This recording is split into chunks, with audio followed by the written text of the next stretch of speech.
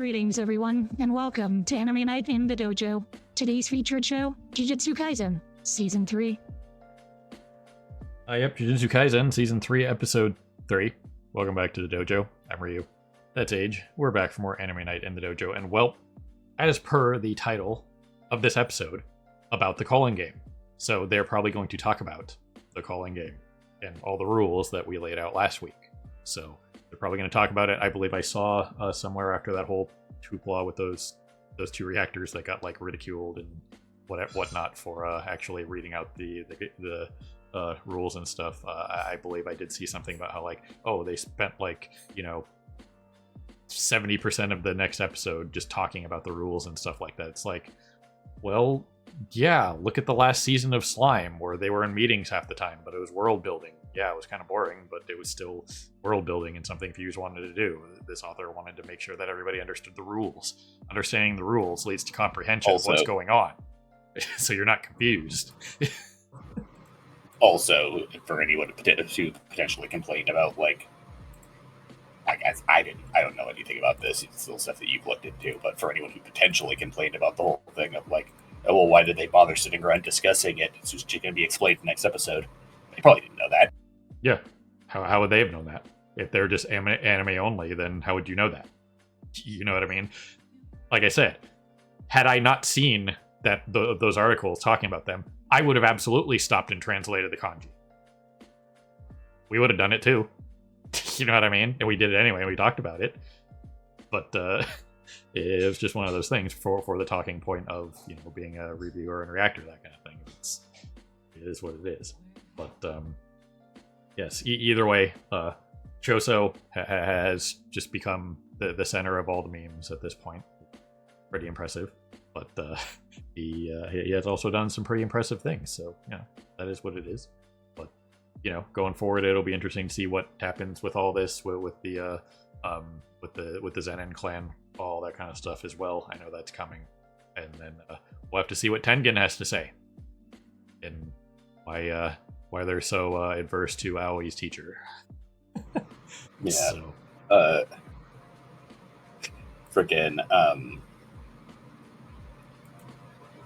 Two things that I forgot to bring up last time. One is more of a joke, which was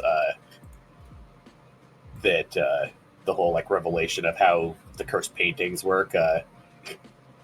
Better hope Choso never manages to steal the Six Eyes. Yeah. I have as much blood as I have cursed energy. Well, what would happen if he has infinite cursed energy? Yeah, then what? Just ask him to fund the sequel to Iron Lung. But then the other thing, on a somewhat related note, was since we actually got it confirmed that Yuji is in fact a child of Renjaku or whatever his name was, that means he probably does have a curse technique. Right.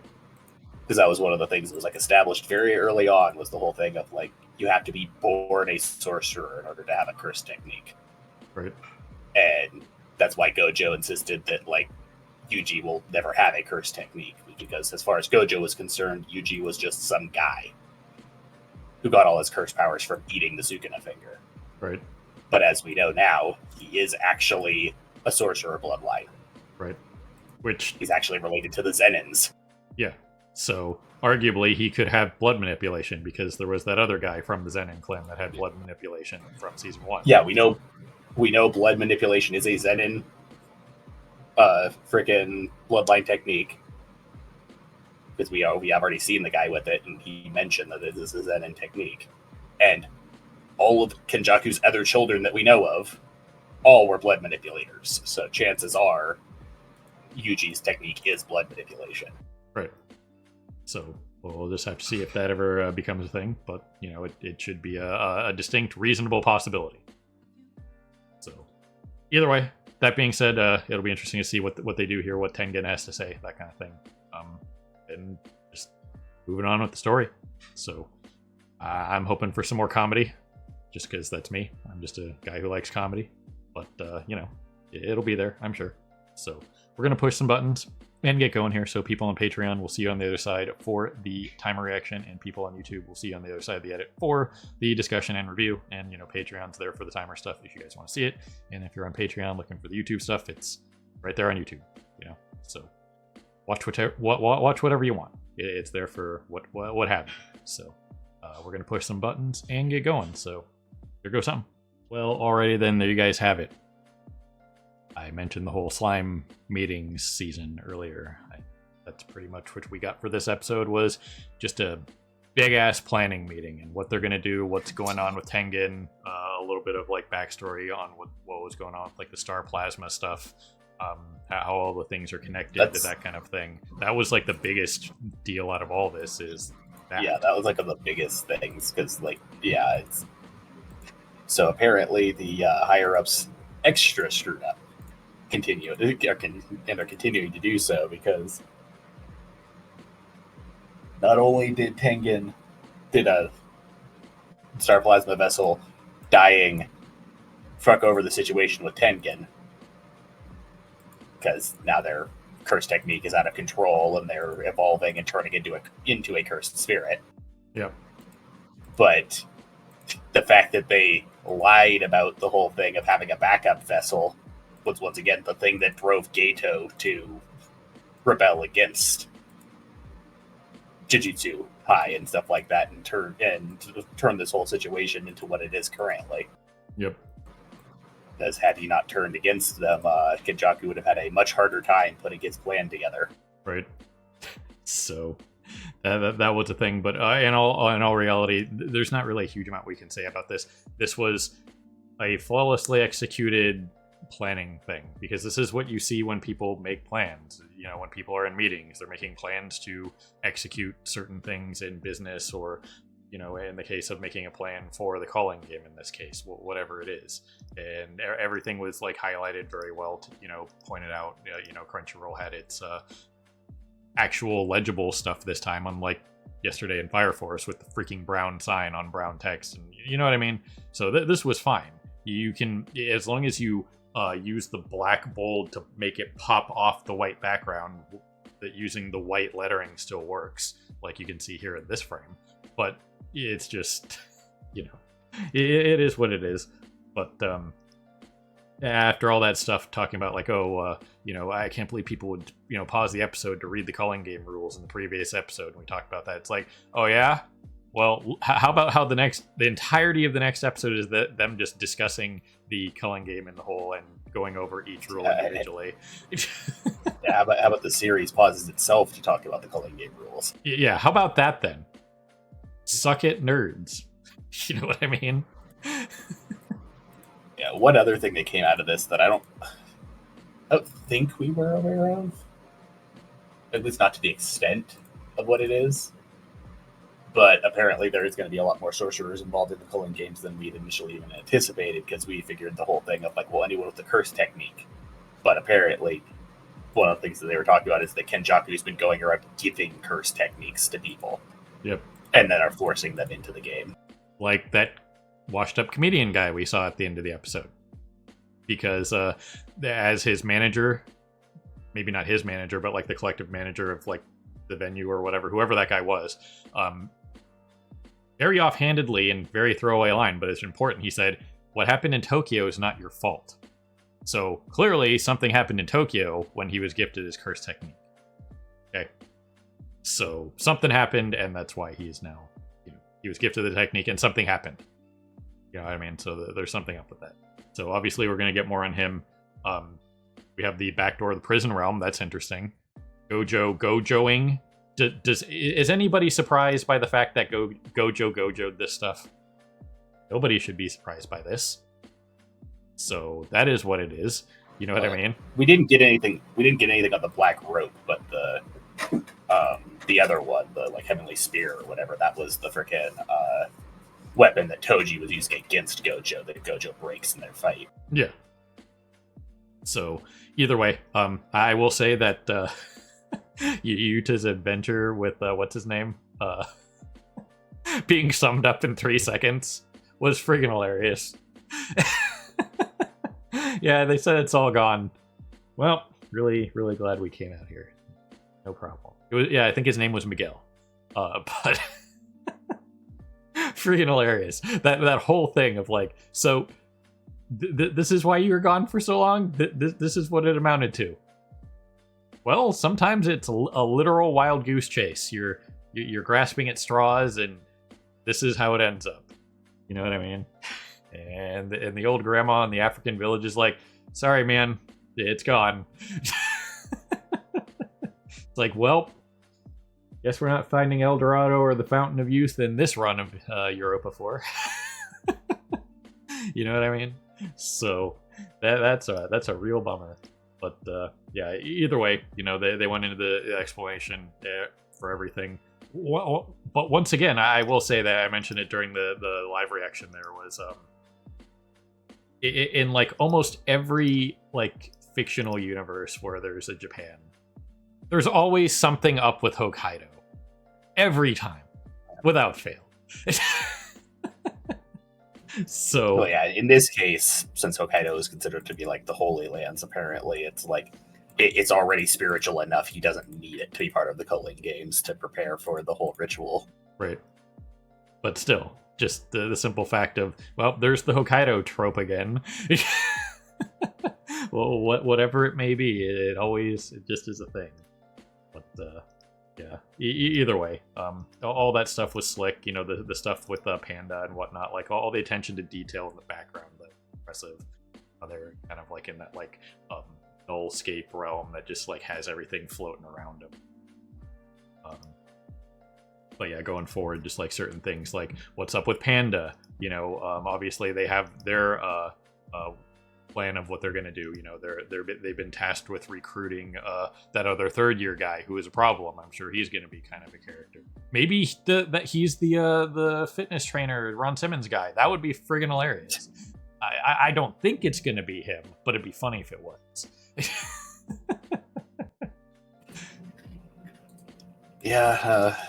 And the only reason why I think there's an outside chance for that is because the OP and he's like training with Yuji. So it was their job to go find that guy. So who else would be training with Yuji? You know what I mean?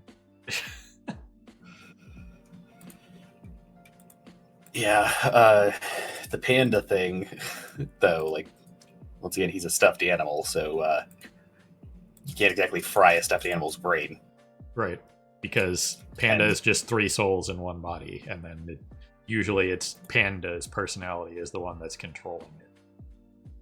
And then, yeah, he's I don't remember the exact term. It was like cursed doll or something like that. But yeah, it was something the principal made, or zombie doll or something like that. But yeah, it's the whole thing is they're literally just a stuffed animal imbued with cursed energy.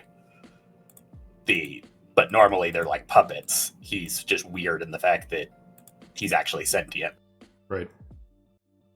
So either way, plans are being made. Yuta has to go be alone again. Right. Like, what do you do? What do you do to Maki? She's Toji 2.0. Or she not only does not have a curse technique, but her whole gimmick is that she has the freaking divine protection of anti-curse technique. Right.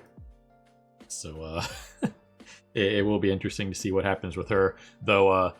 I vaguely know what happens with her next episode, and that leads me to that TikTok joke that I mentioned, and we'll talk about that next time. But it is a pretty hilarious joke, and I'm definitely going to use it as an insult for the foreseeable future. So whoever did that one, props to you. I don't remember the name of the poster or if the original poster was actually in the post that I saw, but bravo. Very real. And I believe the term that people use these days is based at 100%. Absolutely. So we'll talk about that a little bit more next time. But well, once again, Megami is the head of the Zenin clan, which has its implications. But after next episode, it'll be interesting to see how that turns out. But we'll talk about that next time.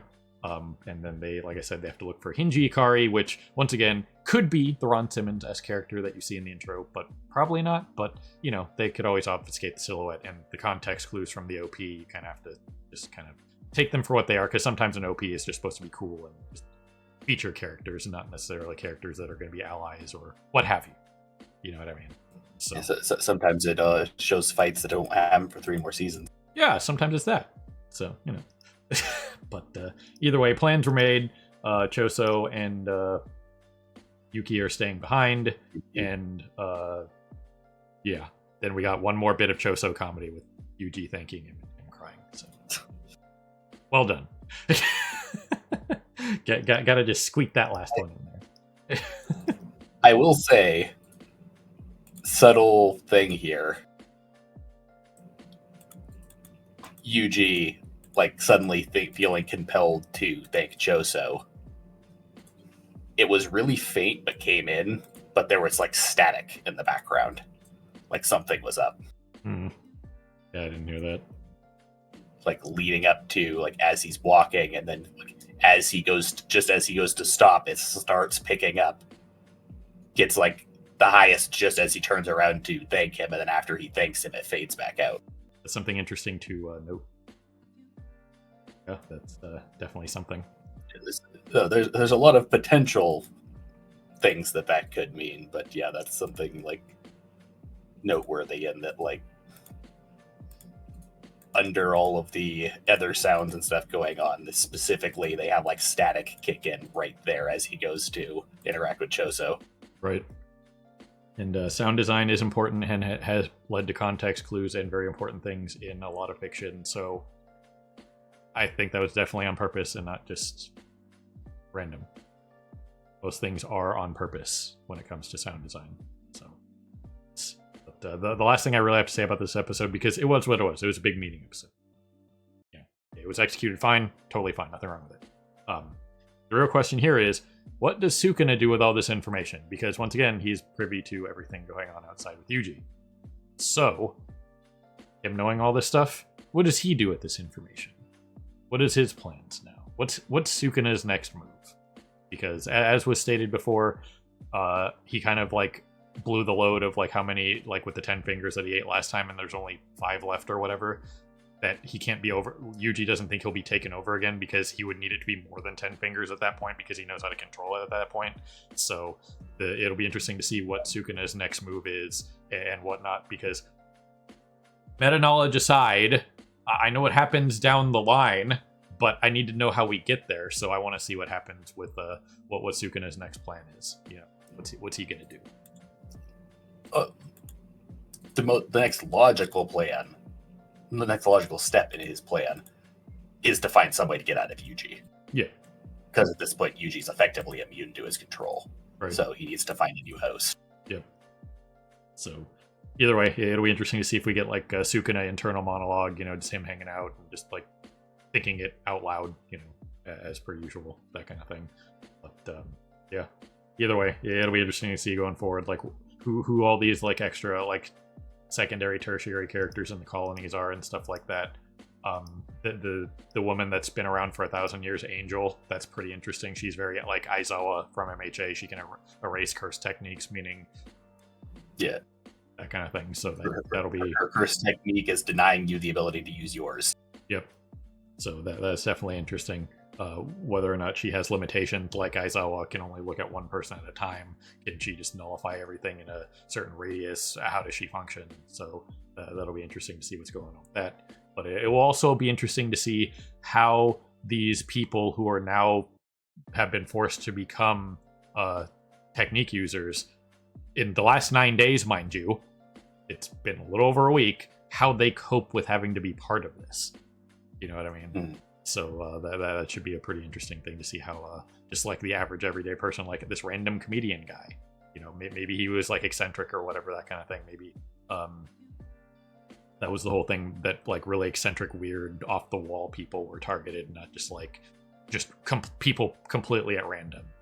You know what I mean?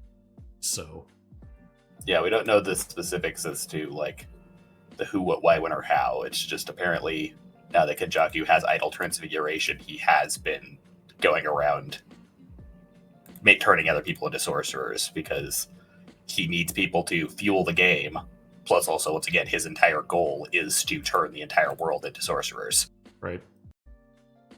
So, either way, interesting stuff. Looking forward to the rest of this. I know next episode is a pretty big deal, but we'll talk about that when that happens. So, Anyway, you got anything else? The only other thing I can think of is apparently I was wrong. Tengen's only 500 years old, so they're not as old as Sukuna. Right. No, that was something that was confirmed because they straight up said at the beginning of the episode, yeah, when you get to 500 years old, that you could look like this too, which interesting. Yeah, I don't remember if it was ever like actually stated for like Tengen's age or whatnot prior, but I was under the assumption that Tengen was as old, if not older, than Sukuna. But no, this confirms that Tengen is younger than Sukuna because Tengen's apparently only 500 years old, whereas Sukuna's over 1,000. Right. So, anyway, there are definitely apparently beings that have been around longer than Tengen, like Angel. She's been around for 1,000 years as well, so that's interesting too. Plus, also the like androgynous monk who's working with Kenjaku is, we know, from Sukuna's era. Right. Lots of interesting stuff to hit on at some point here. So, anyway, ladies and gentlemen, people YouTube beyond, however you're watching, as always, we appreciate you stopping by and hanging with us here in the dojo from our anime night in the dojo. And this was Jujutsu Kaisen, Season 3, Episode 3, The Meeting. So, have a good morning, evening, afternoon, whatever it is for you. Have a good one. See you next time. Hey everyone, Victoria here. If you enjoyed the video, please consider pushing those like and subscribe buttons. Your support is greatly appreciated. Thanks again for your time, and we hope to see you again in the future.